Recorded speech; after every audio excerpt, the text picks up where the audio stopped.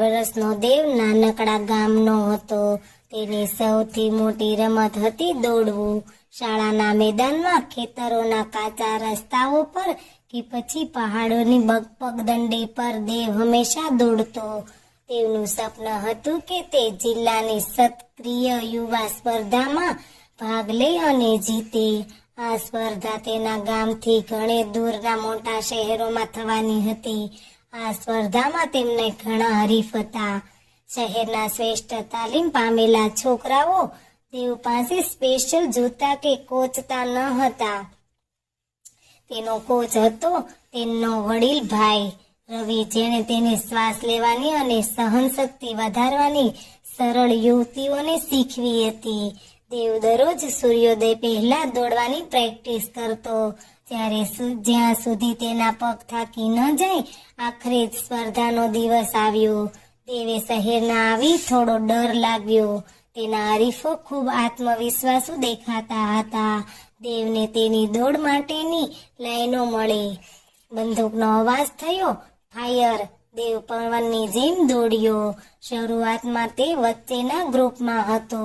થોડી જ વારમાં તે આગળના 3 દોડવીરો સાથે ખંભે ખંભા મિલાવીને દોડવા લાગ્યો. હરીફોની ગતિ વધારી દેવના ફેફસાઓમાં દુખાવો થવા લાગ્યો. તેના પગ ભારે થઈ ગયા. એક ક્ષણ માટે તેણે વિચાર્યું કે તે હારી જશે, પણ પછી તેને રવિના શબ્દો યાદ આવ્યા. દરેક પીડા તને મજબૂત બનાવે છે. દેવ, દોડવાનું બંધ ન કરીશ. છેલ્લા 100 મીટર બાકી હતા. દેવે તેની બધી તાકાત ભેગી કરી. તેણે કમરને થોડી આગળ ઝુકાવી અને તેની ગતિ વધારી દીધી. આ તેની છેલ્લી તાકાત હતી. એક હરીફ થોડો આગળ નીકળી ગયો, પણ દેવે હાર ન માની. અંતિમ રેખા નજીક આવતા દેવ અને તેના હરીફ વચ્ચે માત્ર થોડો ઇંચનું અંતર હતું. દેવે અંતિમ ક્ષણે પોતાના શરીરને આગળની તરફ ફેંક્યું અને તે જીતી ગયો. ખૂબ જ ઓછા અંતરથી દેવ પ્રથમ સ્થાન મેળવ્યું. તેને આંખોમાં આનંદના આંસુ હતા.